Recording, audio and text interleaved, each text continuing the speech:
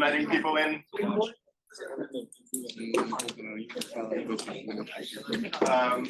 All right, everybody. Nice to see you all. This is the first seminar we're having this semester. It's part of the series we do with UBS on data science, financial data science, and I'm really happy to have Jim Gatheral give a presentation today. So Jim is a friend and a colleague, and we've known each other for 20 or so years. I first sat in a class of his at NYU that he was co-teaching with Nassim Taleb, who some of you might have heard of. You know, Jim may be a little bit less famous, but he knows a whole lot more about volatility, I believe. And he's really like written books on the volatility surface. Some of these books I'm sure you've seen. He's had like 20 years of adventures in market microstructure, an area where we've collaborated a lot. And you know, maybe 5 to 10 years ago, he's sort of come back to volatility with a new perspective and written some great papers on the subject of rough volatility. And today he's going to sort of give a little description of this journey. So please give a little round of applause to Jim Gatheral.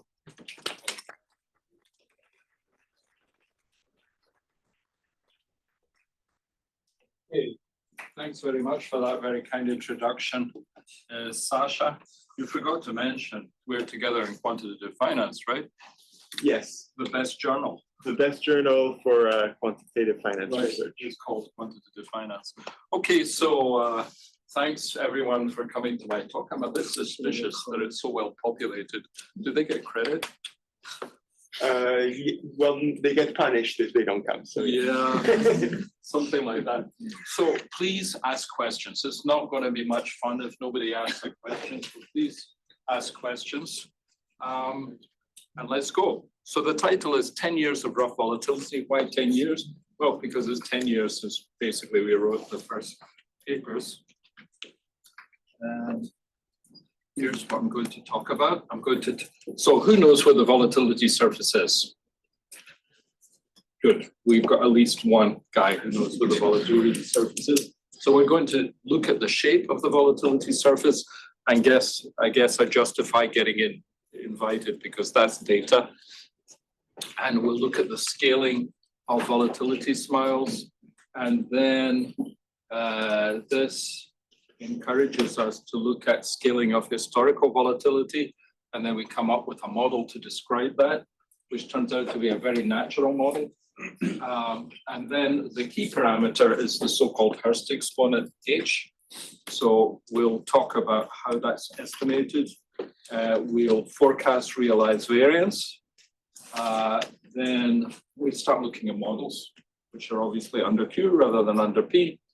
And I'll talk a little bit about computation, and I'll talk a very little bit about what's next, because I don't know what's next. Maybe you know what's next.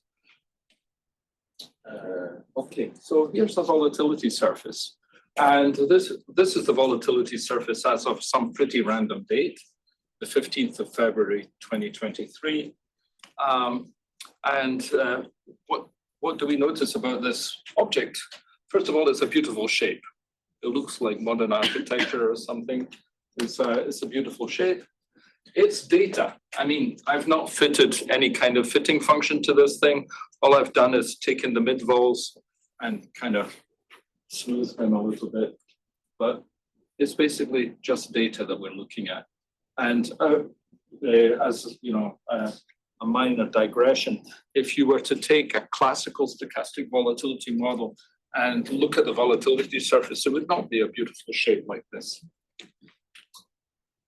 So it's a slightly smooth plot of estimated mid-volatilities. Well, by mid-volatility, what do I mean? We look at the bid vol, we look at the offer vol, we take the mid, and then I smooth it a little bit. There were 48 expirations. Nowadays, I don't know how many there are, probably well over 60 in S&P, right, Sasha? And 6,749 put call pairs with non-zero bids. Obviously, we're not going to include something with zero bid. And a price on anything with zero bid and high offer is completely meaningless, obviously. But notice how smooth it is, how smooth and beautiful it is. If there was any bump or any dip, that thing would be tradable, right? Because any trader would look at it and buy the dip and sell the bump. And the main thing is, although the level and orientation of the volatility surface changes over time, starlight fact that the rough shape stays very much the same. So this one is absolutely typical. So basically, ever since October the 19th, 1987, which of course was Black Monday, ever since then, the volatility surface has been that shape. And here are the individual smiles. If you count them, there should be 48. And what do we notice at first? They all look the same, right? Well, because the scales are all different, but they all look the same. They're all like ticks. Well, we could say that the volatility smile reflects two basic observations. First of all, volatility tends to increase when the spot goes down. That's why you have, this is at the money, right? So you can see basically the vol goes up as the strike price goes down. So that's related to the fact that we expect the volatility to go up when the spot goes down. And the second thing we notice is that implied volatility increases in the wings. Well, down here we can't really see the wings. We see it a little bit, but you see here it's going up in the right wing. We can't go further because there are no options out there. But if we could go further, we would see volatility increasing. And this reflects the fact that we don't know what the realized volatility will be. In other words, volatility is some kind of stochastic process. It's implicit in the above that more or less any model that's consistent with these two observations will be able to fit one smile. And there are some crazy models out there. If you chat with me later, I'll give you an example. But there's some crazy models out there, many papers written about crazy models. Fitting two or more smiles simultaneously, however, is much harder. In other words, if I fit a model to this smile, let's say, and I also want the model to fit that smile, it's going to be much harder to do. So that already limits the kind of model that you can have. So the statistic that I like to use to talk about scaling is at the money skew. So given one smile for a fixed expiration, little can be said about the process generating it. That's what I just said. In contrast, the dependence of the smile on time to expiration is intimately related to the underlying dynamics. In particular, model estimates of the term structure of at the money skew. So how do I define at the money skew? At the money skew is the derivative of Black-Scholes implied vol at the money. In other words, at the money forward. It is very sensitive to the choice of volatility dynamics. So here's a plot of at the money skew of that date, as of that date. And you can see, at least for the first many expirations, I mean, let's count where it doesn't fit. 1, 2, 3, 4, 5, 6 expirations it doesn't fit. And all the other expirations, well, what's 48 minus 6? 42 expirations. This power law fits almost perfectly. Right, so here's my power law out to the minus 0.24, which actually corresponds to rough volatility with H equals a half minus 0.24, which is 0.26. A generic stochastic volatility model takes the following form. So here we have, if E were constant, this would be just the Black-Scholes model, right? ES over S is equal to sigma dz. But if we can start to put some dynamics on this instantaneous variance here, so a single factor model will look like dt is equal to integral from minus infinity to t of f of omega dw, where omega is the natural filtration generated by z and w. So that would be a typical one-factor stochastic volatility model, and you can have more factors. So non-Markovian models of this form, this one here, where I say that VT, the instantaneous variance today, is the instantaneous variance at some earlier time, 0, exponential of this integral. This was originally shown by Lisa Alice and her co-authors in 2007, and then again by Masaki Fukasawa, who's also editor of Quantitative Finance, by the way, in 2011, to generate a skew consistent with what we observe, right? So this is the first piece of evidence. Such models where the kernel decays as a power law for small times are called rough volatility models. Why are they called rough? Well, because the paths are rough, but we'll talk about that a little later.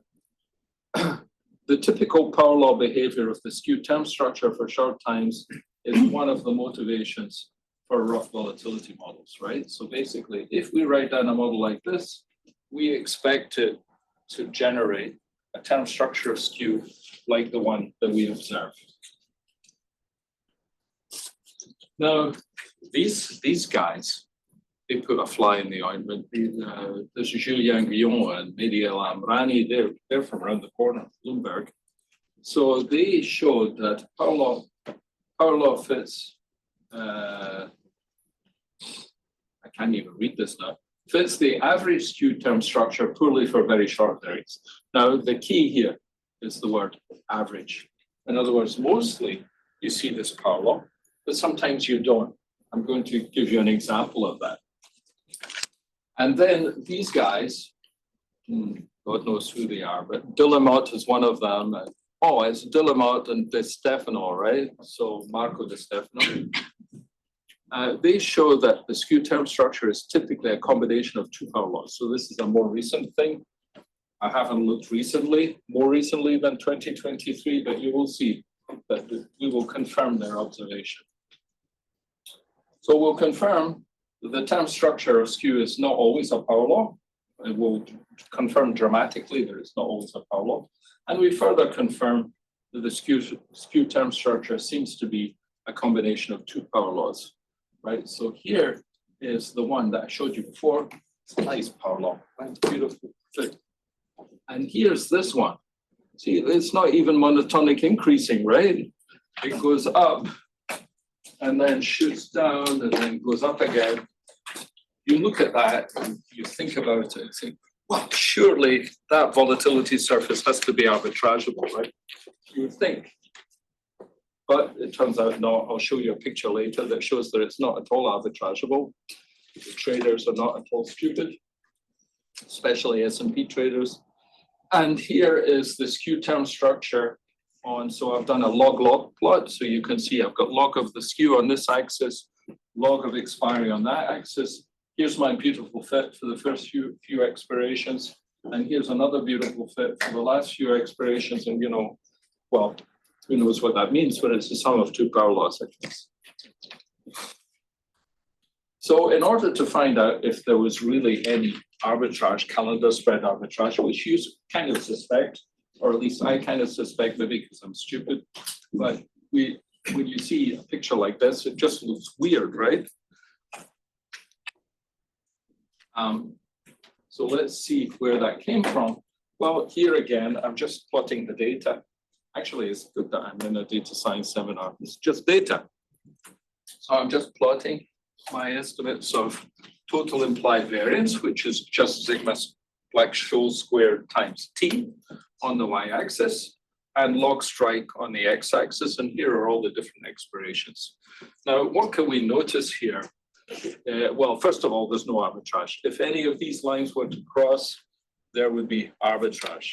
We're not checking for butterfly arbitrage here, but I guarantee you there's no butterfly arbitrage either. There's no calendar spread arbitrage. But the other thing that we notice about this plot is, look at these lines. They're a sort of nice parabolic shape, except they go up in the middle. They're actually convex down in this area.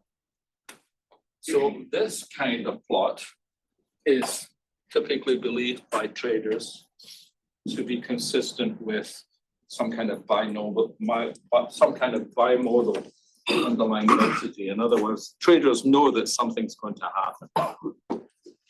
I don't know what was going to happen, probably a Fed meeting or something, but we could look it up.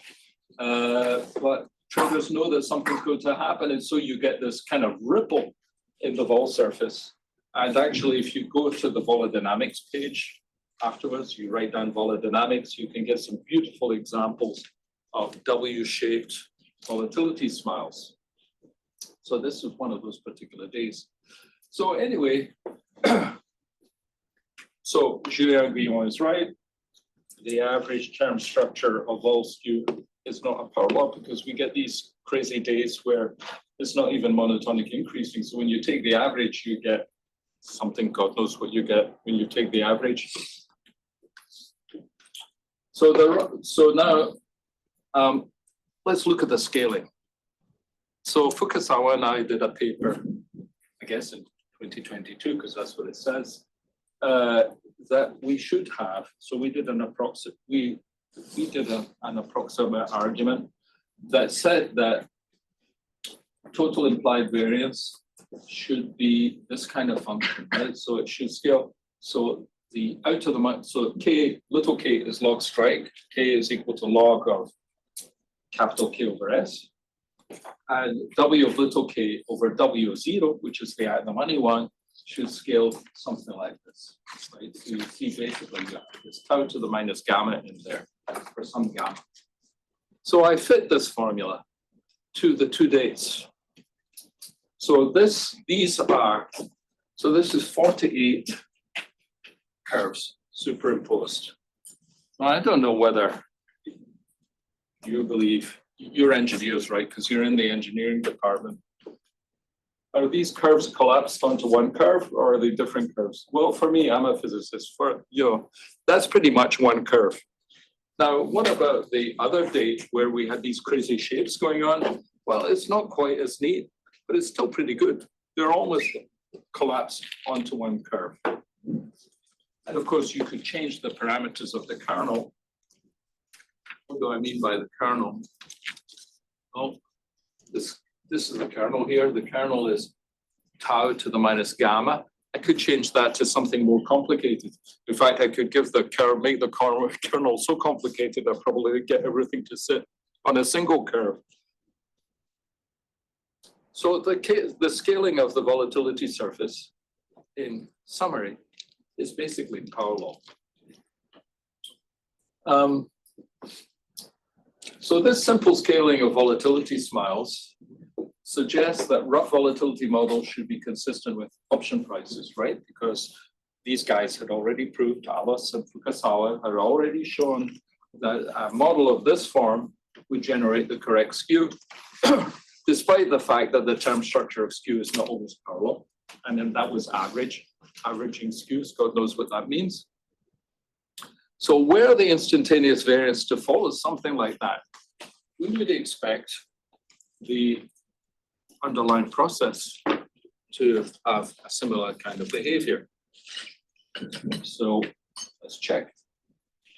So in the old days, it was not so old, up until 2022, these nasty guys in Oxford stopped updating their database. That's Alvaro Cartea's fault, if you want to know.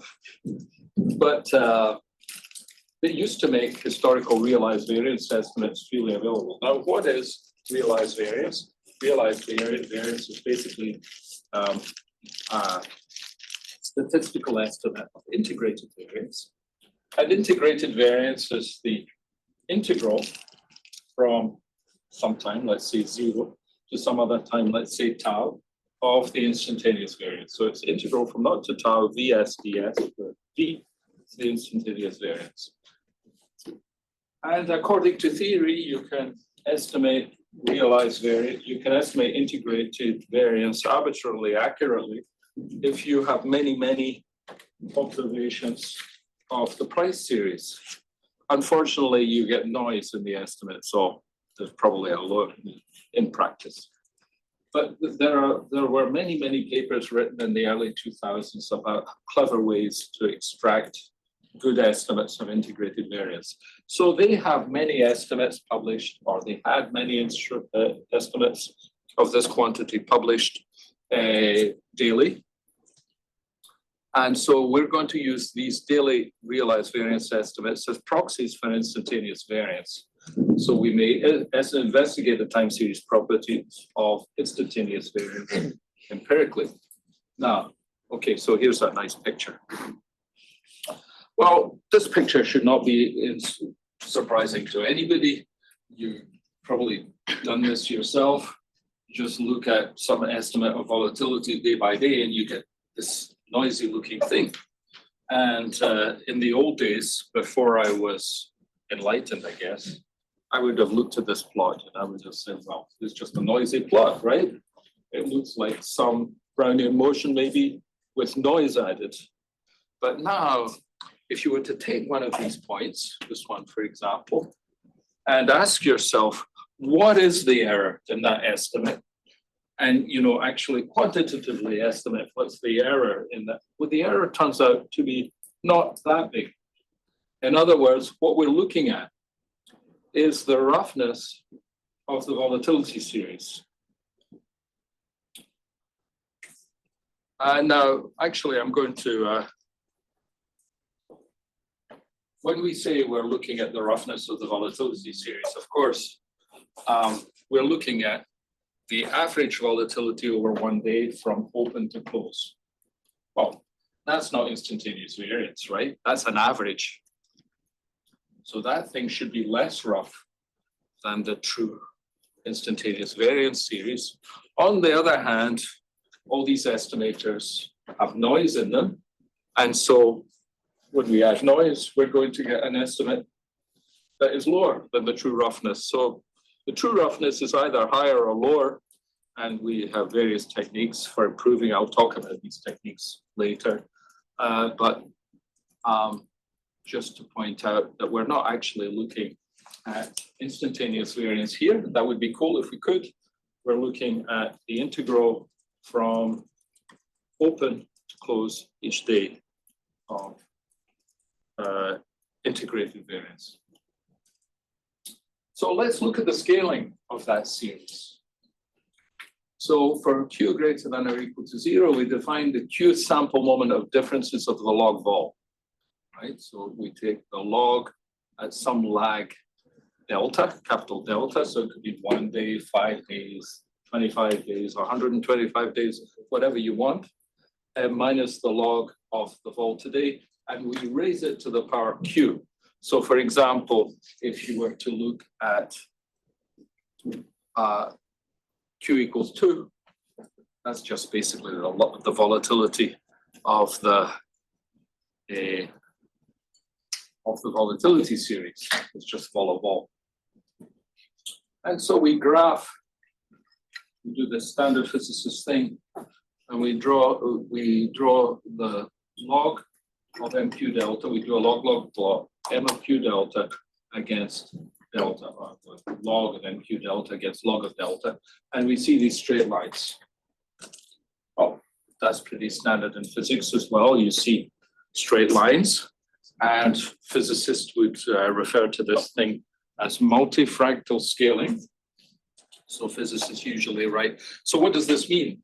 If M, log of M is proportional to log of delta, well, it means that M is proportional to delta to the something Q, some complicated function of Q, zeta of Q, this is the physicist notation, and zeta of Q is usually modeled as something complicated like a quadratic or something. So let's draw zeta of Q versus Q.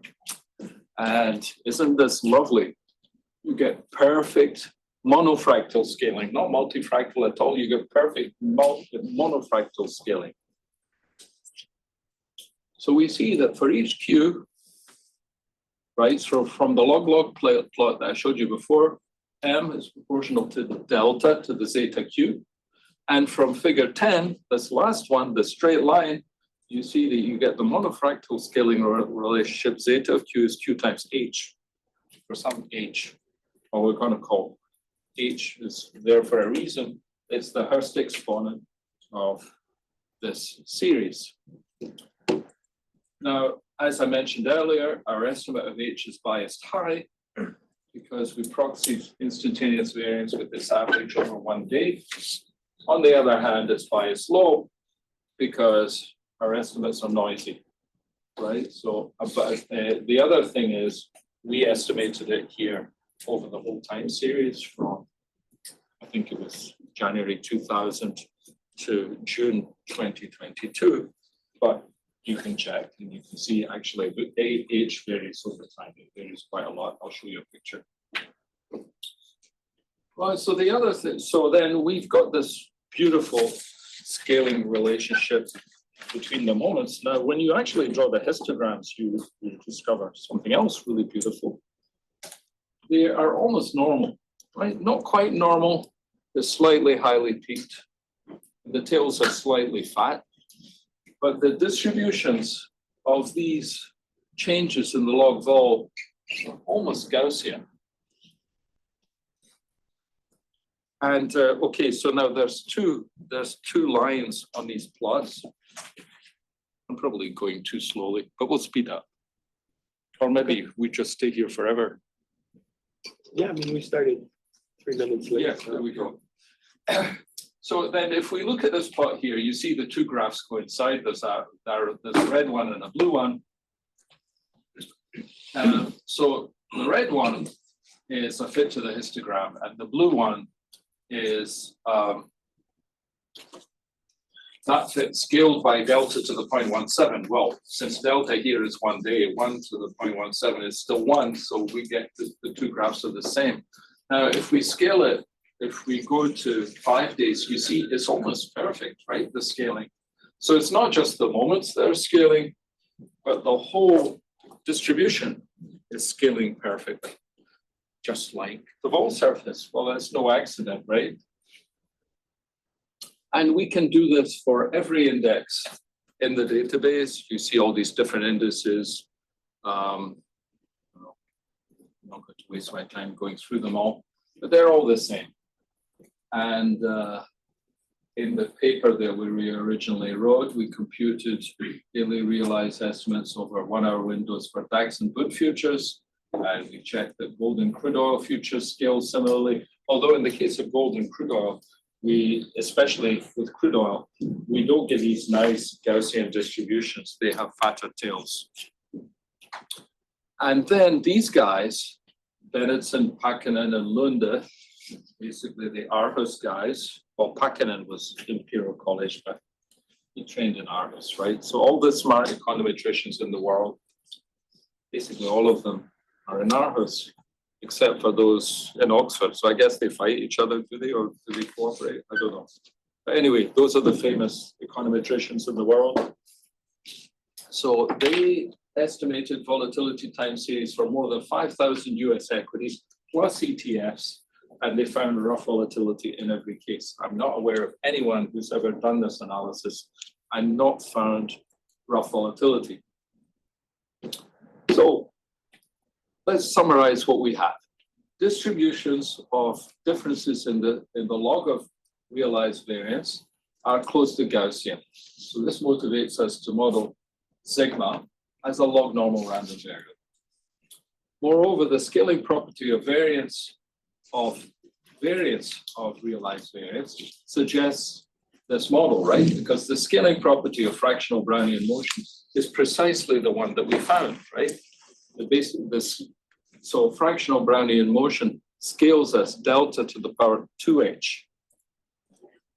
So that suggests that we write down this model here, where W sub h is fractional Brownian motion. If sigma were continuous and distributions of log sigma were really Gaussian, which they're not, you saw that they're slightly highly peaked, depends on the underlying. And if h were constant, which is not, I just told you it varies over time. But if all that were true, this model would be unique. If the scaling were really that continuous, h constant, and log sigma were really Gaussian, that would be the unique model. So we refer to a stationary version of this thing as the RFSV model. We make it stationary. Well, first of all, because we believe volatility should be stationary at some long time scale, but basically it's stationary at some very long time scale. So let's define fractional Brownian motion. Fractional Brownian motion is a generalization of Brownian motion. So let's see what it is. It's the unique Gaussian process with the following autocovariance function, this thing. Now, if we put h equals a half, what do we get here? Well, let's just suppose that t is greater than s. Well, if t is greater than s, we get, and h is equal to a half, we get t plus s minus t minus s. Well, I think that gives us 2s, right? Well, that would be, and we're dividing it by 2, so that gives us the standard covariance function of Brownian motion, right? So you can see Brownian motion is a special case. If h is greater than a half, increments are positively correlated. And if h is less than a half, increments are negatively correlated. And remember, we found that h was much less than a half. So basically what you find is the path of volatility is like that. Well, we already saw the picture, right? Volatility is doing this. It's very rough. So numerous authors have pointed out that the estimates of h that we originally did by linear regression make sense only if estimation error is not too high. And, you know, these people are very sniffy, but we did it first and they improved it later, right? So econometricians, after 10 years, this is recent news, well, actually probably after 8 years, they started to write papers on this. So they started to believe in rough volatility. Even people who you wouldn't have imagined would believe in rough volatility, they're starting to believe in it. And here are some authors that have done more sophisticated things. This ACF estimator, you can prove it's not the best one because econometricians always write papers that say, we have the best estimator. Of course, they all have different assumptions on the process, and it's always as n goes to infinity. Well, what's n goes to infinity in the real world, we don't even know. But I love this estimator here because it's so simple. It's Benenson, Lund, and Pakkanen, the same guys as before. The Whittle estimator of, I've been practicing this today, but I'm not going to get it right. Fukasawa and Tabataken. I think, well, with effort, I got it right. The GMM, which stands for General Method of Moments, estimator of Volko, Christensen, Pakkanen, Velikov. Again, they're all Hurst people, basically Hurst people, except for Pakkanen, who's fake imperial, basically accent. And then I think this time domain maximum likelihood estimator of Wang Xiao Yu. I don't know how this became 223. That's obviously a typo, but it's 2023. All of these authors conclude that the volatility of S&P is indeed rough. So the point is that these sophisticated people, unlike us, we were unsophisticated. We just did a linear regression, but they all agree it's rough. So here's a graph of H estimated using the ACF. ACF stands for autocorrelation function. It's like a super simple estimate of H, which is not optimal, but it works very well using 61-day windows. Now, obviously, if you really wanted to estimate H, and they did this originally in their paper, you would use high-frequency data. So I only have daily data here, and this is why we're using a 61-day window. But if you look at their paper in the old days, you see beautiful, well, that's another topic for another day. But anyway, the main point is H is not constant, it varies. So what can you do with this rough volatility model? Well, one of the things you can do is to forecast realized variance. Well, that's kind of useful, right? So what could you do with the forecast? Well, if you're managing a portfolio, you could estimate how much the P&L is going to move. And if you're making option prices, you could kind of guess, well, how much should I charge for an option, given the distribution of volatility, but based on your forecast. So Newsman and Poor, they show that fractional Brownian motion is conditionally Gaussian, which obviously it is, it's a Gaussian process, with this conditional expectation in terms of the history of the fractional Brownian motion. This is the point. So in other words, if you know the history of the fractional Brownian motion, you can get an estimate of the future fractional Brownian motion. Well, what is the fractional Brownian motion in our case? It's the log of the vol. So if you know the history of the log of the vol, you can get an estimate of the future log vol. Okay, so then we get this variance forecast formula. We're interested in the variance. We're not interested in the log of the variance. So when you do that, you get some convexity adjustment, this little thing here. But basically, you can see it's the exponential of the forecast. This is the expectation under P of the log of the variance, which we're going to get from that formula that we had before, this one here, with a little adjustment. So these guys, Bennett and Lund and Pakkanen, they confirm that this forecast outperforms the best performing existing alternatives. Well, HAR is a very good one. I don't know if you studied it. I think it stands for heterogeneous autoregressive, at least at daily timescales. Now, okay, so now we have a model under P, a physical measure, a real measure, a statistical measure.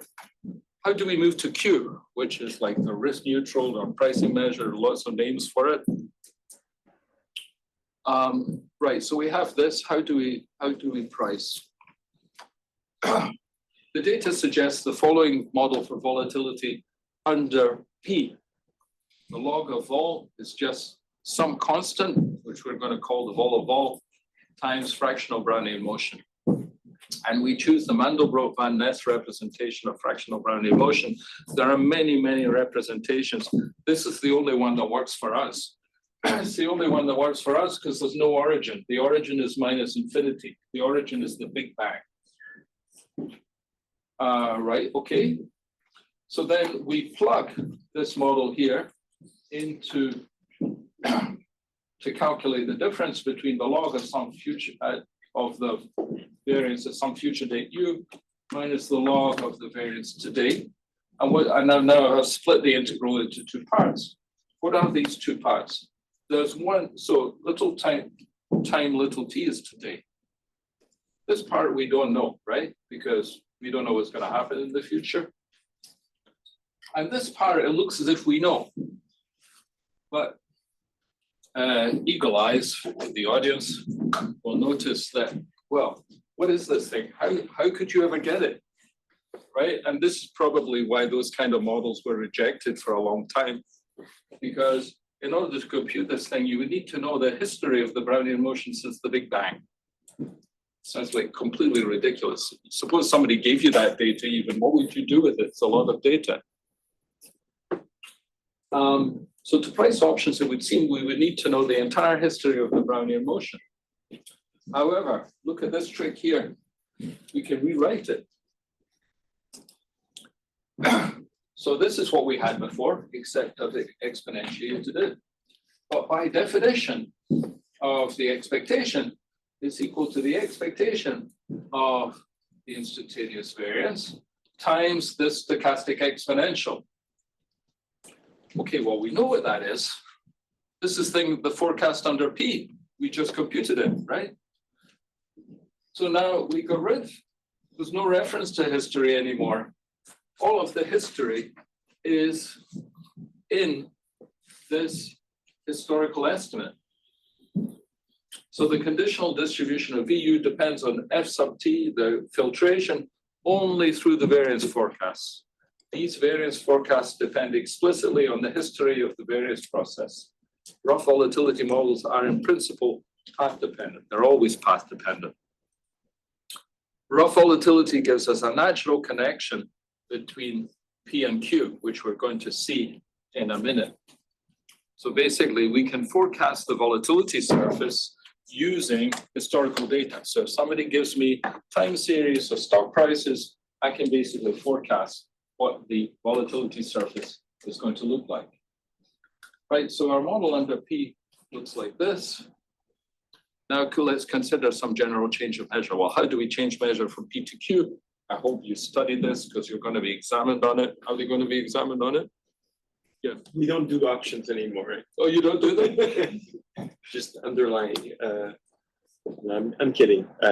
Yeah. Well, anyway, that's close enough. So this standard change of measure.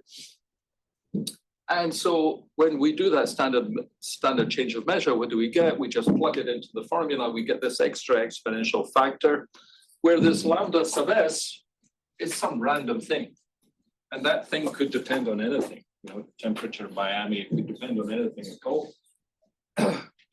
And also notice that although the conditional distribution of V under P is log normal, it will not be log normal in general under Q. And in fact, we know it cannot be because when we look at the smiles of VIX options, they're strongly upward sloping. And so whatever model we use, if we wanted to fit VIX, it cannot have a non-random lambda. But we don't know how to do that. So we're just going to make it non-random. We're going to make a deterministic lambda. And then we plug that in. Actually, I should have written lambda of S, a deterministic lambda. And then we take this factor, expectation under P, and this factor, put them together. And by definition, it gives us the expectation under Q. That's cool. Now we have a formula for the forward variance curve, which is the expectation of VU under Q is given by the expectation under P. Well, what is that? It's the variance forecast from my variance forecast formula times this factor. Well, what is that factor? It's some integral of the risk premium, lambda. Well, so it's very cool, right? Psi is a product of two terms, the forecast, and a term which depends on the price of risk. So it's a nice story. And this is a generalization of the well-known Bergomi model, which is in principle n factor, but I think everybody uses two factors.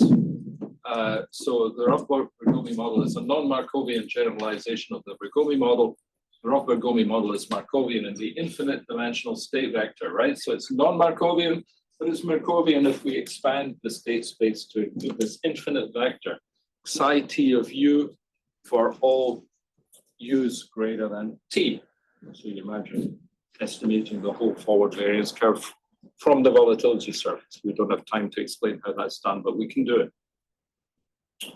And from those guys, namely Alice and Fukasawa, we expect the Rough-Bergomi model to generate a realistic term structure of skew, and it does.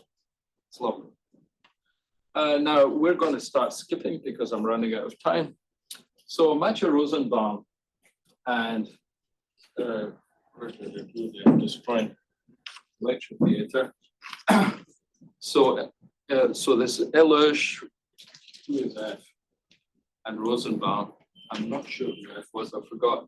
They consider a simple Hawkes process model of order flow. So back to microstructure. This simple model is super simple. Basically, if a buy order comes, it sends the price up. If a sell order comes, it sends the price down. But it's a self-exciting Hawkes process, right? So there are upward jumps and downward jumps. But when a jump comes, it causes the intensity of jumps to increase. And if jumps don't happen, the intensity decreases. Now, it decreases as a power law. The kernels decrease as a power law. And this we can show for anybody who's done the microstructure stuff is a consequence of meta order of order splitting, essentially. So I have a question Sure. from the internet, and they're asking something relevant to this survey. They're asking, where does the roughness of volatility come from? Could the roughness of order flow, limit order, market order, namely be driven by fractional Brownian motion, be Yes. enough to generate the roughness? Yes. Or are there any other microstructure effects Well, I mean, also part of this? yeah, so that's a great question. I don't know who asked this wonderful question, but that's a great question.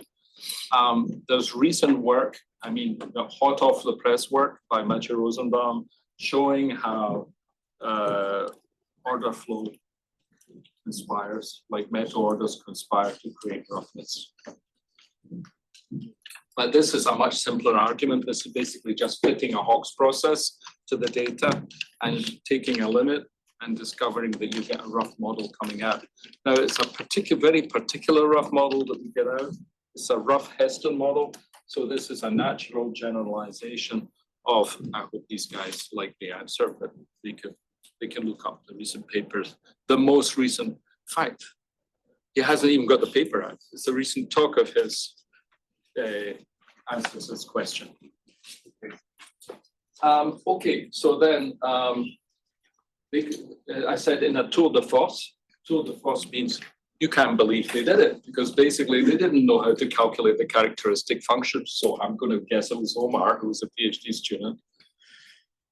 They didn't know how to get the characteristic function. So he looked at the characteristic function for each of the Hawkes processes and took the same limit that they took to get the process, to get the characteristic function. It's a horrible paper, as you can imagine, but what a success.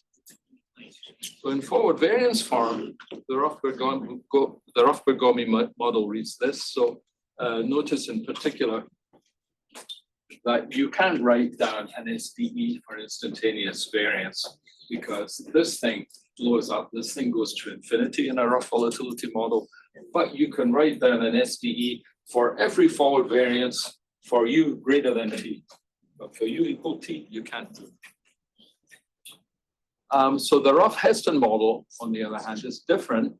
It reads d psi is equal to kappa times root v dw.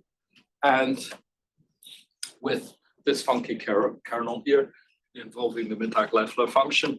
Mittag-Leffler function looks scary, but when you see the Laplace transform of this thing, you see it's a very stupid generalization of the exponential function. So you just say, okay, it's a fractional generalization of the exponential function. So together with Keller-Russell, I showed that this can be generalized by defining the class of affine forward variance model. So this is the way everything goes, right? So they did all this hard work for this amazing result. And now we can write down the whole thing in general. And we discover that every time we do, for every kernel that we come up with, we can take exactly the same limit that they took. And we get a different model every time, obviously. But all the models look the same. They always look like kappa times square root of v. So every model is basically a Heston model with a different kernel. Now, more recently, in 2020, I think, Rosenbaum again and his co-authors came up with the quadratic rough Heston model. The rough Heston model has nice microstructural justification, but its dynamics are not reasonable, just like the classical Heston model. And in fact, if you look at Vic Smiles' forecast by these models, then they're downward sloping instead of upward sloping. So there's something wrong with the model. Also, we know it's a stylized fact that volatility is log normal. It doesn't matter what kind of volatility it is, fixed, whatever, it's approximately log normal. So we do not expect this square root thing to work. Now, if we took the square root, that might work. We'd be back to log normal. Well, that's what the quadratic rough Heston model does. And amazingly, this model fits the VIX and the S&P. Not only that, but it has sensible dynamics. So how do we check that it has sensible dynamics? Well, what's used by practitioners to basically capture dynamics of the vol surface is they look at how the at-the-money vol changes with the spot. In fact, that's how prices are updated by the market makers. The market makers have to make millions of option prices every second well, every fraction of a second. So they've got to update the prices fast. Well, how do they update the price? Black-Scholes model, obviously. So move the spot a little bit, the option price moves a little bit. That's just delta, right? That's easy. But they also know that as the spot goes down, for example, the volatility should move up. So the question is, how much should it move up? So this thing is captured by the thing called the skew stickiness ratio. Until very recently, it seemed not possible to generate reasonable skew stickiness ratios from a stochastic vol model, but very recently, it started by, well, anyway, it's a long story, but if you can ask me afterwards who started this. But now we discovered that we can, in a recent paper with Florian Bourget, we showed that the quadratic rough Heston model can, in fact, generate very sensible skew stickiness ratios. Now, so here's a picture. Here's a fit of four of the S&P smiles, 7, 14, 21, and 28 days from the same data set. Now, of course, it's not going to fit all of them. You know, if we look out 9 months or something, it's not going to fit very well. But look, we get beautiful fits to these four. And again, we get beautiful fits to VIX options. And okay, so how do we know whether a skew stickiness ratio is right or not? Well, it's easy to estimate the skew stickiness ratio, right? We just look at the time series and we plot how much did the stock price move, how much did the vol move, and how much did the stock price move. We do a regression and we look at the regression coefficient every day. And that's what this graph is essentially. So we can see that at some points, the skew stickiness ratio was even below 1.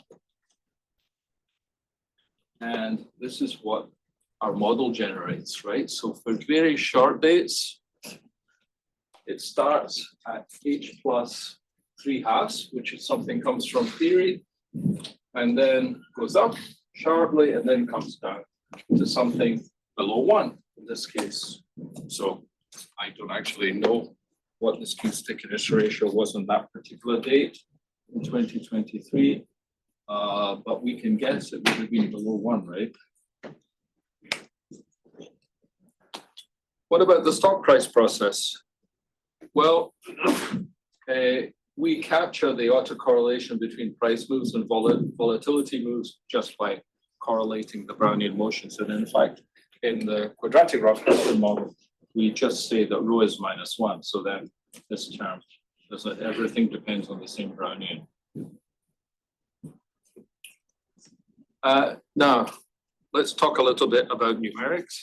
How do we simulate the rough-Bergolmi model, for example? We simulate it using the hybrid scheme, which again was Mikko Pakkanen and his buddies from Hurst. And let me give you an idea, not of his scheme, but of our scheme, which we use for, not just for the rough Heston model, so we can use it for the quadratic rough Heston model, we can use it for any affine model. So we take our volatility process. So what is the volatility process? The volatility process is phi of n, which is some future time, xi of n, which is the forward variance curve out to that date, plus the integral from 0 to n of this process. So basically, we're just writing down the square root model. And we split this into two pieces. The piece that we know as of time n-1, and the piece that we don't know as of time n-1. So it's always the same trickery. So psi n of hat, psi n hat is going to be, okay, well, this we knew at time 0.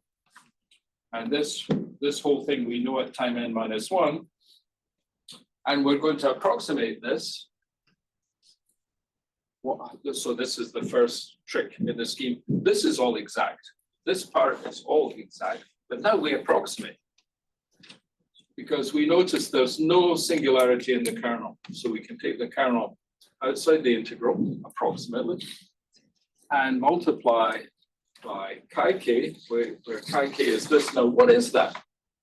This is just the stock return between times k minus 1 delta and times k delta, right? So here we have something that's a convolution of the kernel with the path of the stock price, with the history of the stock returns. And then the other piece is a martingale increment. And that thing is simulated such that its variance and covariance are well approximated. So that's why we have the terminology hybrid scheme. In other words, I don't take out the kernel here. I find some random variable that has the right variance and the right covariance. Okay. Now we skip through this one like crazy. So not everybody uses the hybrid scheme. Some people say it's too slow, it's too ugly, blah, blah, blah. So they like to decompose this parallel kernel or more general kernel into exponential kernels. So the original idea was due to Hurst and Eduardo Abijaber, and they won a prize. Well, they won probably a few prizes for that. Hurst and Abijaber were actually fighting for best thesis of that year. Hurst won, but I think it was by a hair. Either of them in any other year would have won the prize for best thesis. So they got prize for this, but honestly, it's a horrible scheme. In order to get accurate numbers, you have to have like 500 or 1,000 components. And you can imagine simulating 500 Heston models. It takes a long time. So this is the idea. The idea is pretty simple, right? You write down the power law as a Laplace transform, and then you just discretize it, right? So you can see that this power law can be expressed as a sum of exponentials. And you can calculate these coefficients. And as you make these coefficients, as you increase the number of coefficients, you get closer and closer to the true kernels. Now these guys, Christian Bayer, again, quantitative finance editor, all the best guys are working for quantitative finance, right? So Christian Bayer and his brilliant student, Simon Bredes, they substantially improve on this by employing geometric grid spacing and Gaussian quadrature. And they, according to the authors, I've not tested, but they're German, they can't lie.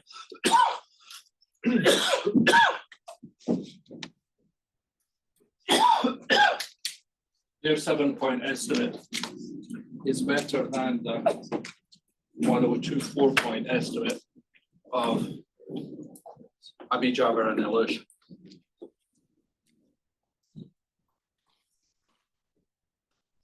Very fast.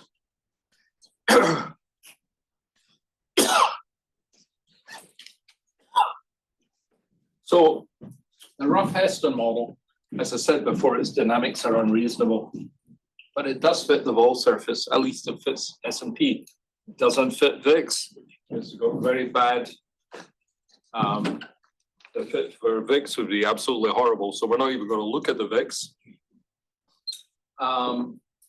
But it turns out that it's a super tractable model. With all these affine models, they're super tractable. You can write down the characteristic function. You can solve for it.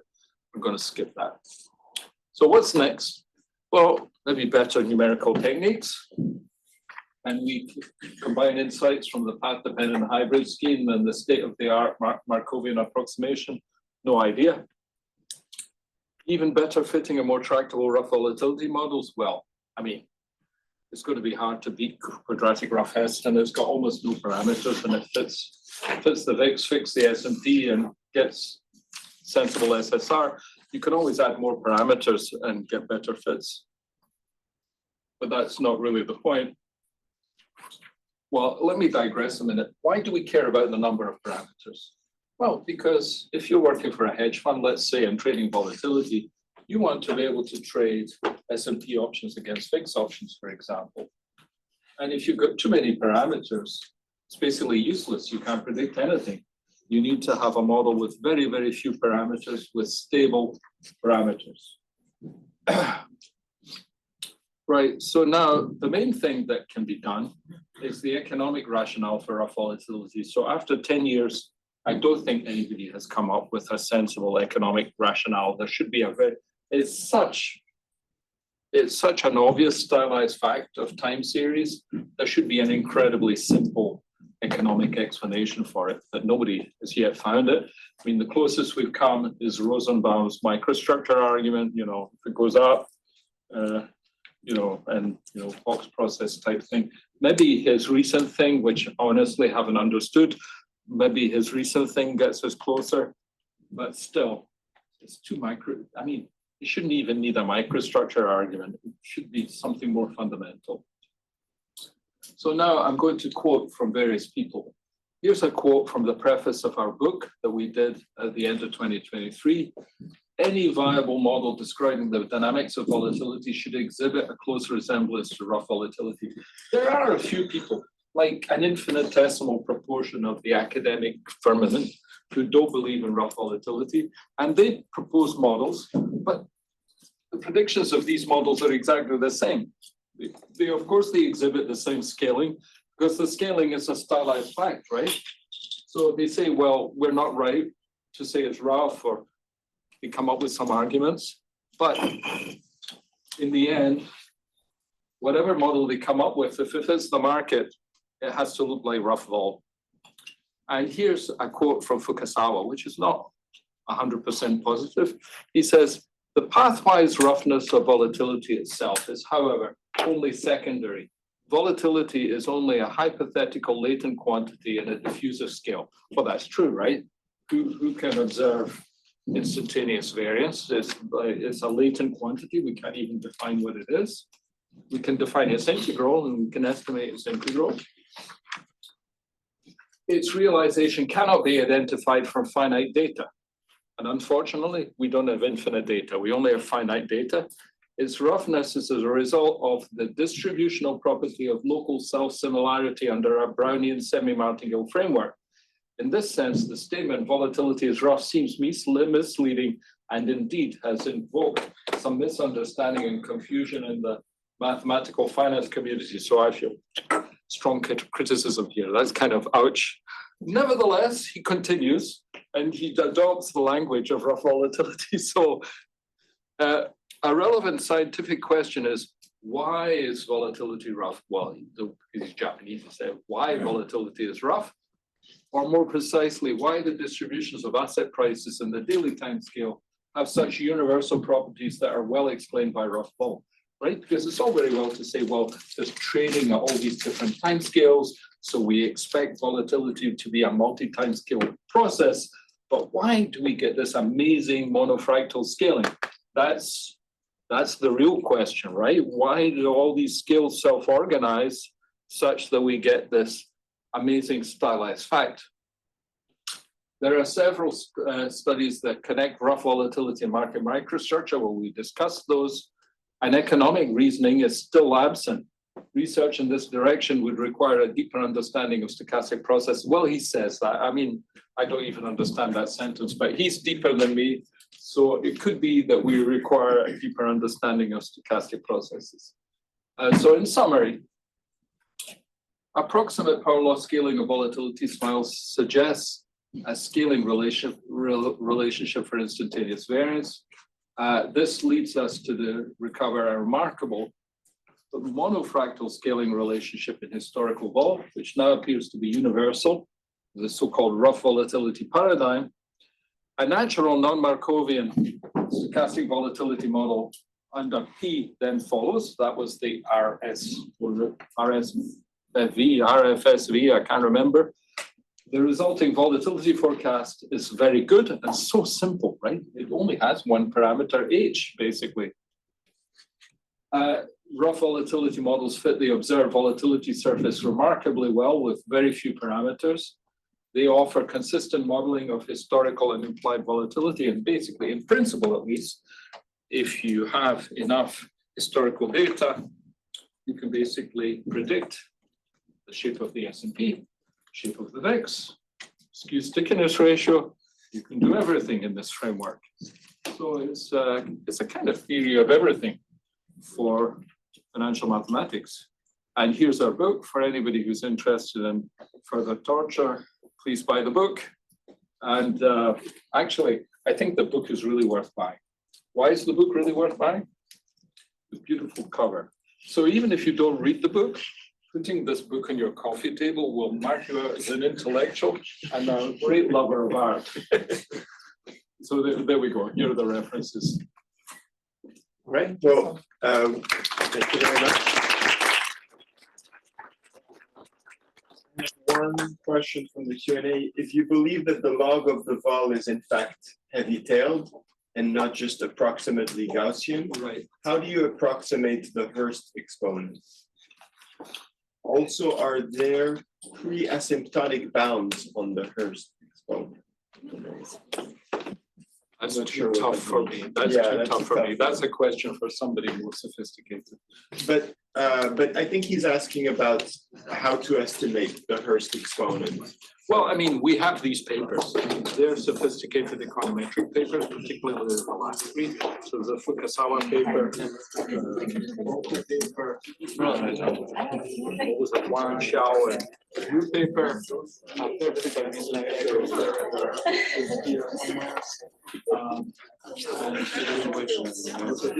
all the rest is, the slides are the references. Yeah. And we're going to share the slides. Yeah, and we'll share the video, so if you wanna click through a couple of slides, you can pause the video. Let me find right. So here's one. I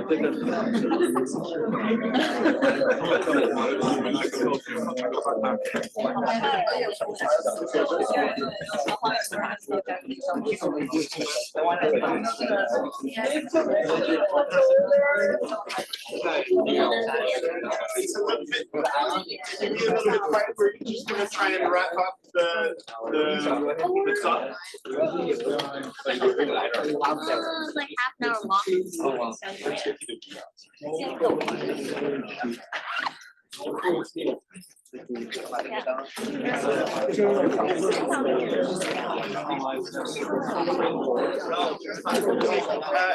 Everybody, two last points.